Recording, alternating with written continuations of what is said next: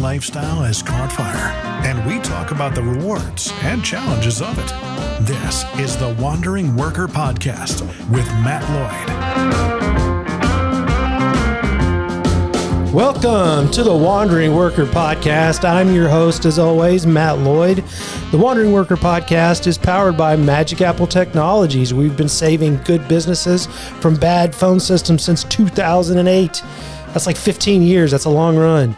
Whether you're tuning in from the comfort of your home office, a cafe, or exploring a new corner of the world, this podcast is your compass to navigate the ever-evolving landscape of remote work. We'll uncover invaluable insights, share personal stories, and connect with experts who have mastered the art of wandering while working. One of those experts is with us here today. Jeff, pronounce your last name. It's pronounced Ley. Now spell your last name. L-E-Y. Now, that is not how I would say that, Jeff. Correct. But I'm going to go with you because it's your name. So I feel like you know better than I do. Awesome. Thanks, Matt. Thanks. So before we get into the meat and potatoes of everything, we like to do 5 random questions. Okay. Some of these are silly. Some of them are deep. The last time we did this, there was a couple really deep questions that came out. So let's see. Okay, no, this is a good one. What's something you've learned in the last week? Something I've learned in the last week. Mm-hmm. I just got a ChatGPT account. I know that's like, I'm a little bit slow on tech, but doing that AI You don't have workshop, to be bleeding edge or anything, right? You're nice. fine. So learned about AI. Yeah, nice. He and I, so you and I know each other through our membership in the Nashville chapter of Entrepreneurs Organization, which is a global network of entrepreneurs, and it's been a really cool thing. And Jeff and I are both taking a virtual class on AI, which has been really pretty interesting so far. We've had one session. We have another one tonight at like 5:00, which I'm probably going to end up having to just watch it tomorrow on remote. But anyway, okay, that was that question. Number 2, what are you interested in that most people haven't heard of? That's the first time we've had that. That's a good question. What am I interested in that most people haven't heard of? Yeah. Surprised by this. I'm in the real estate world, and I thought everybody's heard of a 1031, but I'm having to explain that. We're selling a property, and I'm going to be 1031 exchanging that property, so I can. I don't know what that is. What is 1031? Yeah, no, it's great. It's a tax deferred exchange, and I'm not a CPA. I can't give legal accounting advice or any of that stuff. But for real estate, I'm a licensed broker here in Tennessee. I have my own brokerage. Basically, you can sell a property, and you don't have to pay the capital gains tax, which can be pretty. Sizable. It can be quite a bit with what we've seen on properties here in Nashville appreciating so much. So you can defer that exchange and then put it in another property. Oh, okay. So I should save about $40,000 on tax with this sale and put it in the property. Well, there is something. We learned something that you've brought value already to the show. Nice. Thank you, Jeff. Now, this is more of the question I'm used to on this. Pancakes or waffles? Oh, it's toughy. I'll say waffles. I like both. Yeah, you know what? There's a place for both, I think. Yeah. But when you feel like pancakes, waffle won't do. When you feel like waffles, a pancake won't do. Isn't that strange how that works? Question 3. What have you created that you are most proud of? What have I created that I'm most proud of? Keep in mind, your children may watch this. I was about to say family. I mean, is that like, really happy with the... I'd say you created it. I mean, you're at least half the creation there. Nice. Right on. That's fun. Cool. Was there anything else that you were thinking of that might be? No. I mean, me and my son got into beekeeping, so that's been cool. We've been creating our bee yard at our house, and that's super cool. Them grow and thrive, and it's pretty cool. Yeah, that's neat. All right, last question. When was the last time you changed your opinion about something major? The last time I changed my opinion about something major. This is always humbling. The older you get, you're smart. You do that a lot. Probably me and my wife have been, this property we're selling in 1031ing is a beach property. It's like the dues have gotten ridiculous. So we've flip-flopped on that a couple times, but it's on the market. It's for sale now. So. Got you. So tell us a little bit about yourself, Jeff. Tell us about who you are, what we need to know about you to have an intelligent conversation. Sure. Yeah. Happy, Matt. I'm in property management, and you mentioned, I didn't realize Magic Apple's been since 2008. So I got my real estate license since 2008. Oh, nice. Before that, I was in the military. Me and my wife were both enlisted in the Air Force. She's from here in Franklin and Murfreesboro, Tennessee. And yeah, so my career path's been military to real estate to sales. I was with Century 21 in Murfreesboro, then fix and flips, have a fix and flip business, into fix and keep rental properties, and into property management with Arrow Property Management. Yeah. So tell me a little bit about Arrow. How did that come about, and how long has that been around? Yeah, actually, we just rebranded a couple years ago. When I first got started, I had Jeff Ley Real Estate as my own brokerage, and I was more sales oriented, and then I wanted to have property management in the title. So we took the logo, and it was a friend of mine in the mortgage industry that had a graphic designer that worked with them, and they created our logo. And I grew up in Wyoming, so I did archery hunting. Yeah. So I had that in our logo. So Arrow kind of, and our tagline's on target service. Oh, nice.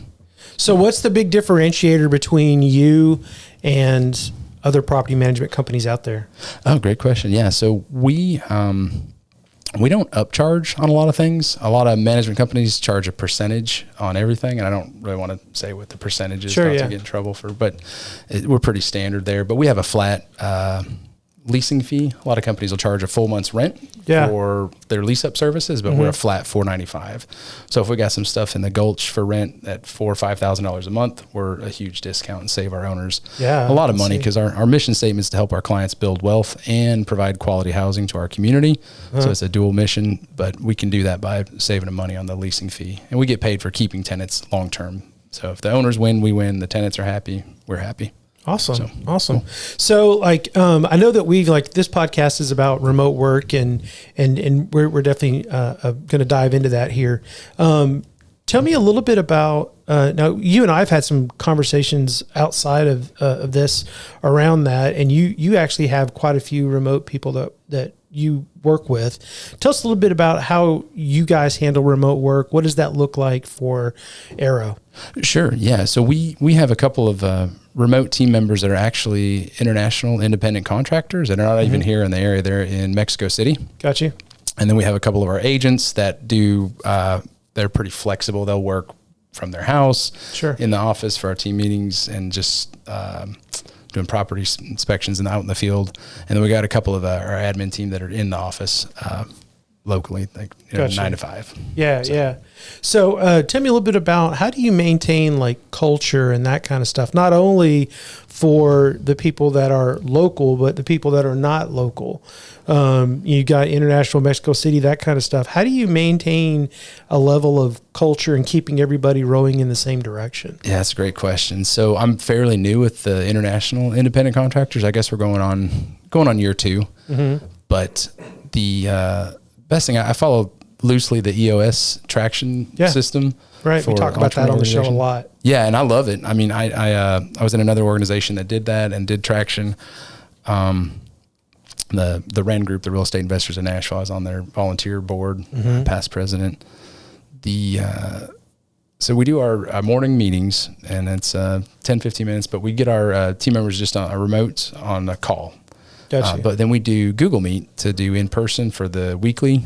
The level 10 meeting is what EOS calls. We call it our team meeting. Yeah. And that's good. We go around the room with a positive. So it's good to hear what our remote team members are doing too. Like, it might be like starting a garden and planting things, but we just like to have a positive opening, and just, it's good to connect and see what everybody else is doing. Gotcha.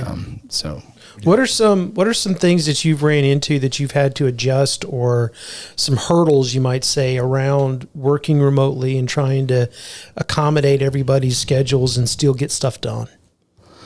Hurdles. It hasn't been that different though, as I've been kind of growing this business. I've had Arrow for 2 years and Jeff Ley Real Estate before, since 2016. So, for me, it's just work. It's nothing I've had to change a lot.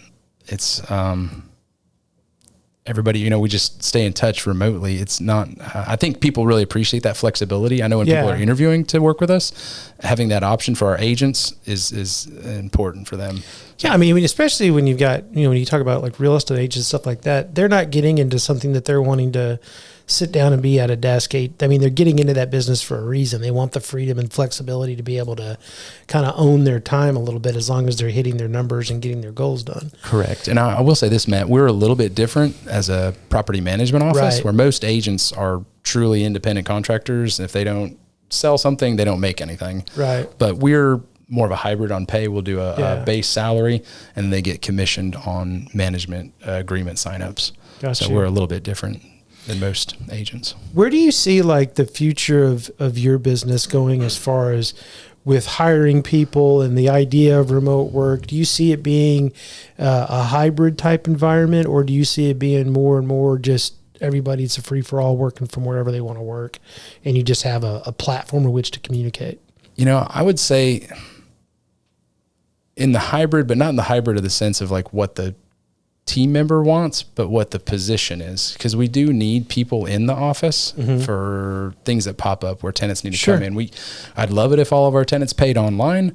However, some people still like to get free money orders, so they like to drop it off in person and make sure rent's getting paid. Or we'll have different needs for vendors to come check out keys. So we do have that need and that person that has to be in the office. So the roles are different. But what I do for our admin team that's in the office 9 to 5 is just provide flexibility, as long as somebody's there to cover the door and help somebody out if they need it. But if they have a personal errand or like a family thing, like a kid's school play or something they need to go take care of and do, we're flexible in that aspect. But then our international independent contractors are completely remote. Like they don't come into the office ever. Yeah. But they have office hours. And luckily, I didn't realize this, Mexico City's central time zone. Yeah.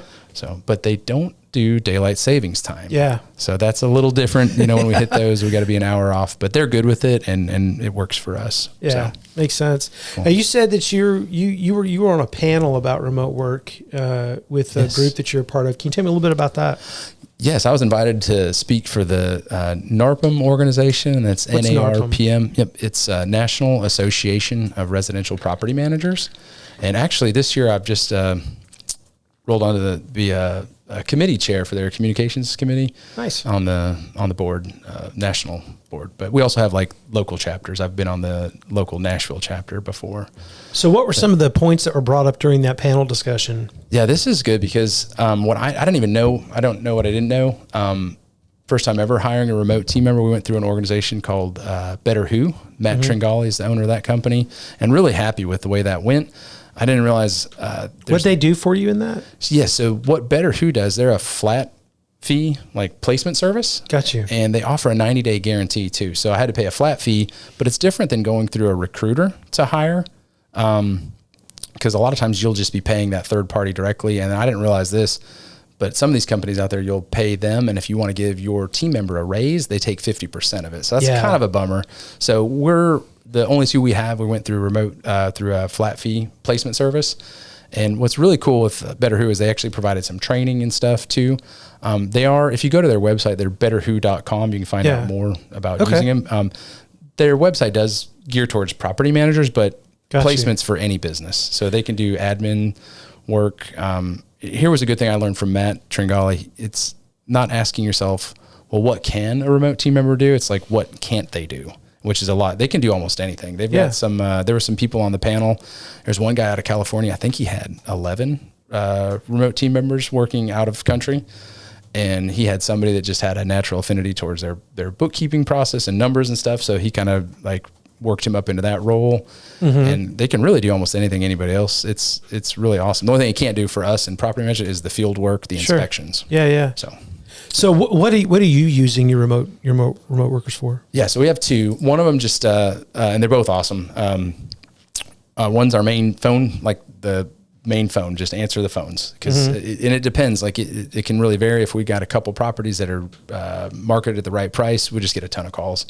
So they're answering the phones. We can have that phone roll over to our other remote team member. Our other remote team member has taken over. We started doing Section 8 property management. We acquired another management company this last year, and that came with a team member that came over and unfortunately didn't work out. However, one of our remote team members who's been with us the longest was, hey, I'm happy to step in and learn. So she's been making connections with our local MDHA, the Metro Department of Housing Authority, and just helping with the administrative pieces. There's a lot more admin that comes with Section 8 as far as just paperwork, deadlines, and keeping track with it. So she's actually written some processes for us to follow to help us out with that. Whereas I used to refer all that business to another manager, which he retired, and we acquired that business. Gotcha. But yeah, they can do pretty much anything. Gotcha. So with your business, what are some things that you see coming down the pipe that you're preparing for? Is there any big changes in the industry that are happening, or opportunities in which you might be able to take advantage of? And this is going to tie back into your last question with one of our team members. She's really stepping up, doing a lot. We have been trying to implement automation software for a while. But I see a lot of our people in our industry using that. Like a property turn's a property turn. It's the same steps every time. Right. So we can automate a lot of these. Even the process, it ties into our property management software that shows the lease end date. So 90 days out, it'll auto trigger responses to kick out to tenants and owners. By the way, your lease expiration is coming up in 90 days. Somebody from our team is going to be following up just to consider things. So you can really template it and copy and paste and duplicate it, which I'm excited to do into other markets from Nashville. I'm looking to set up a second shop in Huntsville. Why Huntsville? I like, so part of it for me is not just doing the property management, but investing in rental property myself. That was one of our differentiators is we treat your property like our own. However, I've come to find out a lot of property owners treat their properties a lot differently. Yeah. So our tagline is on target service. Yeah. So we try and match the level of service, what we do and how an owner expects. But for me, I want to get into Huntsville and buy some more rental property.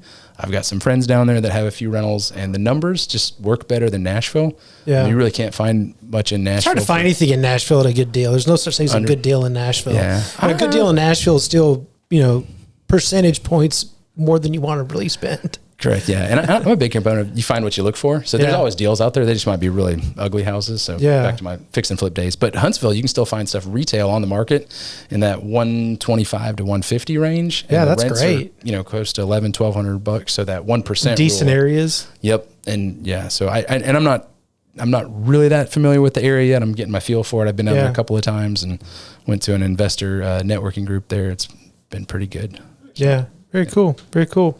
So, are you thinking that you might want to lean on more remote workers as things goes on? My first hire is a remote team member, so I'll be calling Matt here in a minute to get that next team member. So, got you. So, looking down the road again, where do you kind of see Arrow in 5 years? What are some of your big goals for them? Yeah, no, great question, Matt. My BHAG is 10 offices in 10 different metro areas. So what does that do for you besides obviously having 10 offices in 10 metro areas? Yeah, just diversifies. I'm doing a both strategy of both buying some investment properties in these other markets and having the property management business income. But yeah, I'm just excited about growth. I kind of hit a financial freedom goal a while back, and I did the Tim Ferriss 4-hour work week and got bored.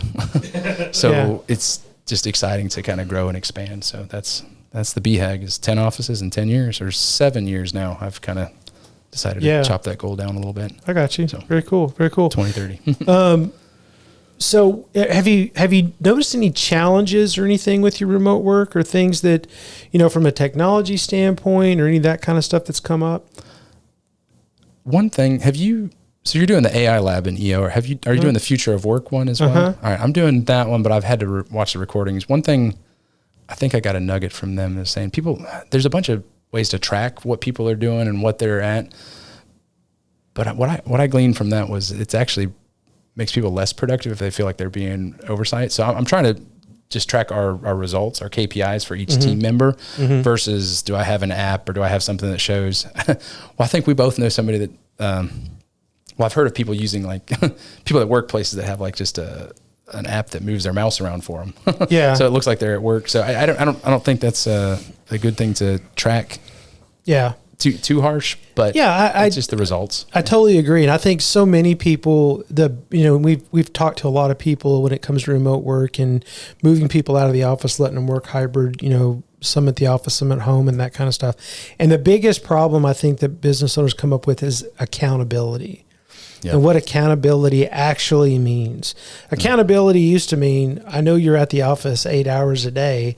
It doesn't mean you're working 8 hours a day, but you're there. That's accountability. And you're there and I can see you. And if you're not on the phone, I can tell you're not on the phone or whatever. And I think people, they found comfort in that. And so when they move them back home, they're like, well, how do I hold people accountable? Well, number one, if you're hiring the right people, accountability isn't something you have to do. It's something that happens, right? And so I feel like, being a hybrid and having that kind of stuff, have you noticed your interviewing and that kind of stuff has changed, or do you see where you might have a change in how you interview and how you pick people to fill remote roles versus when you would have somebody that was coming to the office every day? No, because we're always interviewing for that role, not the. So I don't think it's changed because we kind of know who we're hiring, and this position's an agent that's a property management specialist. They're going to be both out in the field and in the office. Yeah. So we kind of let them know up front. And then when we're hiring our international independent contractors, I mean, we know they're going to be remotely. So we ask questions like, how are they with G Suite for Business, with Google Docs, Google this, that, and the other is what we use. And so no, we've always kind of done that. We've always interviewed for that process. So nothing's changed for us there. I did want to go back to mention something you were talking about, accountability. I think that's great. What you said is if you're hiring the right person, that's all that matters. I still have a really good friend that he used to work at Nissan, and I was just a sales agent, and he was flipping like 3 or 4 houses a year while doing a full-time job. I was like, man, how do you do this? And his answer just kind of shocked me. We were out at lunch. He's like, oh, it's easy. I just work circles around the other engineers, and they let me do whatever I want. So he'll take calls from contractors or me, like during his workday, because he's just knocking out his tasks. So I think having those KPIs and those results that you're wanting from your team clearly like communicated to them and how to track that is better than trying to how to track what exactly somebody's doing. Yeah, and I think, a lot of people, they get confused, business owners, especially new business owners, they get confused about what they're paying for when they hire somebody. You're not paying them, unless you're hiring a security guard whose job is to watch something and make sure nothing happens to it. You're not paying for somebody's time. You're paying for their output. Correct. And it just takes time to do and to have certain outputs, right? Correct. So the more that we focus on the end result or the metrics, or the KPIs versus the time spent in trying to achieve those, then the more sense it makes in my mind. The big thing that we've noticed is when we had the office and everybody was in the office and we wanted to do onboarding or bringing in a new person, that was a different experience than what we're doing now with being fully remote. Because Magic Apple is pretty much 100% remote at this point. We try to get together once a month. We do an after hours thing. We try to get together once a month, and everybody shows up for that. But beyond that, we're pretty much remote, and we use our tools, our technology, our phone systems, our Google Meet, and all these other things that we use, all other tools we use to stay in touch and keep the culture going. It's not all work, it's fun too, and all that kind of stuff. But it's the onboarding that's different. And we're interviewing a guy today, and I was like, how are we going to do this? Because we don't really have it. So we ended up telling him to come up here and meet us at the old office, which is we sublease out, so we still have access to use it. And because we didn't really know, like, how else are we going to do that in a way that gets our culture across? Like with us, we do and this isn't a question I'm necessarily needing to answer, but it's just something I've noticed that we're having to kind of figure out is, during the onboarding, I used to spend a lot of one-on-one time with new hires, and we'd go into our core values. I would even do a core value speech and make them, read the core value statements off. And I wrote this little cult-like speech, I guess. I don't know. Nice. I used to when new people came in, I'd be like, hey, get the plastic sheeting, get the sheeting. I don't want the blood getting all over the carpet. And I'd just do this whole thing. They'd be like, what? It's like, that's not your blood. It's a chicken's blood. Don't worry about it. There's like, what? Give me these looks. And I was like, no, it's just this idea of, you're going to read this paragraph out loud, and it says, it's to nail home the importance of our core values. And it's not just something we hang on the wall. It's we believe in. It's a big deal. It's who we are in our DNA. It's how we're going to connect all of us together. Nice. Is by this common thing. So it's like, how do we get all that across, not sitting in front of somebody? And that's a challenge. It really is a challenge. Yeah. I think it's tools. It's a lot of other stuff to get there. But anyway, sorry. I was just kind of going off my own little rabbit good. Hole. Yeah. If there was something that you could add or have to make remote work better and easier, is there anything you could think of? Add or have? I've already added the automation software. We just don't have it down yet. So more time. So maybe like something that helps get that going and set up faster. I'm sure it's like most all the other, you know, I think we've talked about this before, but it's like all these other softwares you buy, you get it. It does so much, but all you really know how to do is like 1% of it. Correct. And then you have to like pay somebody to come in and set the rest of it up. So, right. Because the onboarding of these companies, it's terrible, right? Yep. No, and I've been through a couple. I mean, we got our property management software, which is a learning curve like 5 years ago. Yeah. But now it's a software to integrate with this software. It's like, oh, now they do have, it's just, it's kind of a bummer. You don't know it when you buy into it. Then it's like, oh yeah, we can sell this to get us up to speed. I'm like, wow, I thought this came with it. So, but yeah, that's what I need is just, and actually I'm really happy. Before I came over here, I was on a Google Meet call with one of our remote team members in Mexico City. And I'm just really happy she's going out of her way to like look up stuff and YouTube stuff on how to use this software specifically. And she kind of built her own little test process. I love when people take initiative. So I'm super excited that she's our champion for our automation software. It's so rewarding when you have somebody that takes the initiative and owns a process. Yes. We've got a lot of people at Magic Apple that are that way. And it always makes me, it helps me sleep at night knowing that, you know, if something does go wrong, people care enough to fix it. To step up. And step up for sure. So besides work and everything, anything else going on that you want to talk about in your life? Not that I can think of. I just, I heard something about Habitat for Humanity. I think that's great. NARPM, the Nashville NARPM chapter is a local supporter. Their charity is the Habitat for Humanity. So we worked at the Restore. So I think that's good. When I was in the military, I'd help on some job sites. And one of our clients, we managed some of his properties, but he helps oversee that and volunteer his time there. So I think Habitat's a good organization. Yeah, they've been a customer of ours for a long time. It's a great organization. Okay. Yeah. Cool. Really cool organization. Well, cool. Hey, listen, before I wrap up, I want to say thank you, Jeff, for being on. How can our listeners find you, man? Yeah, they can go to our website, arrow-tn.com. They can, I don't know, should I give out phone numbers or no? Yeah, sure. Go, man. Main office number, 615-305-7356. So any owners that need help with management, love to be of service. Any tenants looking for a great place to live, you know, our dual mission statement to provide quality Anybody housing. in Huntsville who's got some property they want to get rid of? Yes, please call me. Yeah, my cell number, 615-971-5767. Yeah, and anybody in Huntsville area excited to connect and grow in that community. Awesome. Very cool. Well, thank you for being on the show, man. I really appreciate you being here today. I hope you had a good time. This is your first podcast, right? This is actually my first podcast ever, cool. Matt, so a little bit nervous, but this has been great. You guys have been super helpful. Stuff. So, awesome. Well, that's it for this episode of The Wandering Worker. We hope you've enjoyed hearing from our guest, Jeff, today. Be sure to mark your calendars for our next podcast. We will continue to deep dive into the world of The Wandering Worker. We'd like to thank, as always, our sponsor, Magic Apple Technology, for bringing you this episode today. If you're not thrilled with your business phone system or your work from home experience, give us a shout. We've been helping people like you since 2008. As always, I am your host, Matt Lloyd. Until next time, enjoy the week.